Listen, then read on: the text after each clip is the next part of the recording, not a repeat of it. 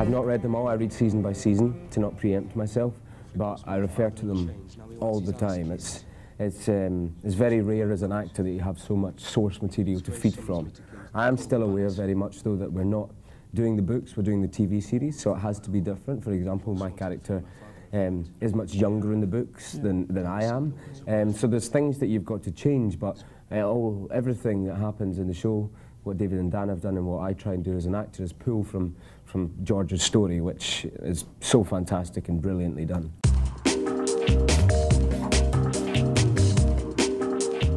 I would do exactly what Robb does. I think that's what is so good. I feel very close to him as a character.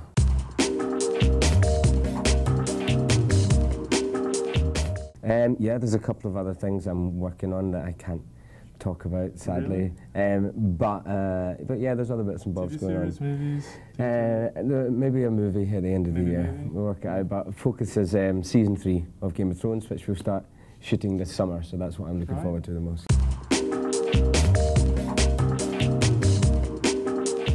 Stark. Really? Yeah, Winterfell for sure, because they I mean, I'm not going to lie, I'd like to be in King's Landing because it's hot and sunny, but that's just me as an actor. I want to be in Winterfell, House of Stark. I think they're the most honest, genuine people, I think, with the best quality of life in terms of looking after their people and their kind of sense of family. I think that's the most important bit.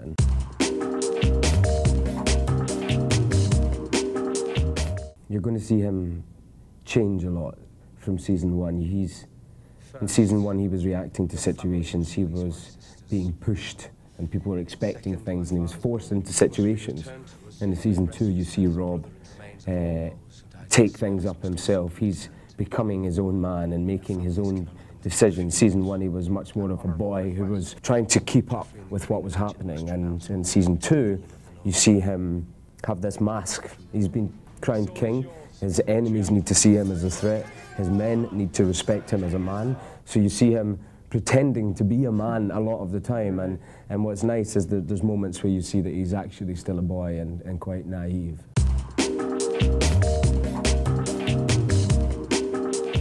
I didn't see him in season 2. I know he's very much involved, and he's very much involved in the writing process as far as I'm aware, but sadly I didn't get to see him in season 2. I got to see him in season 1.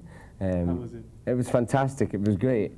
I wish I got to see him a bit more. I hope he comes and does a cameo at some point, that would be great.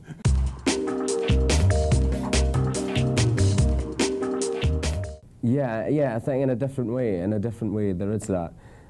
People talk to me a lot about the violence and sex in the show and how much of it there is, but it's so key to telling so many of the stories of these people. If you see someone in a bedroom and how intimate they get, or why they're in a bedroom, if they're sleeping with someone for a reason to achieve something or to deceive someone, it's so key to the storytelling. And the violence, again, it shows so much of what these characters think and how they operate when they can kill without conscience or beat people without having repercussions for it.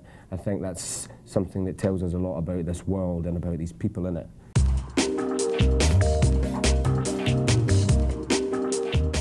There were so many. I think some of the most difficult scenes for me are also my favourite scenes, are the scenes with my mother. Me and Michelle have a lovely dialogue as actors, and she's a very close friend of mine. But I think some of those scenes, to get the subtleties between Robb, and for me as an actor, the challenge of playing someone who's a son and a boy, but then someone who's also a king and has to be a man. So for me, there's these push and pulls, which David and Dan wrote so well, and what George wrote so well.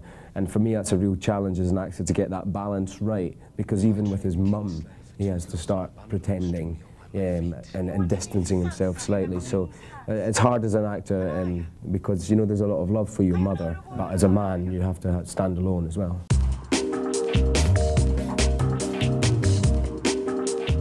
If that was a real wolf on set, I don't think I'd be so cool standing beside a wolf this big.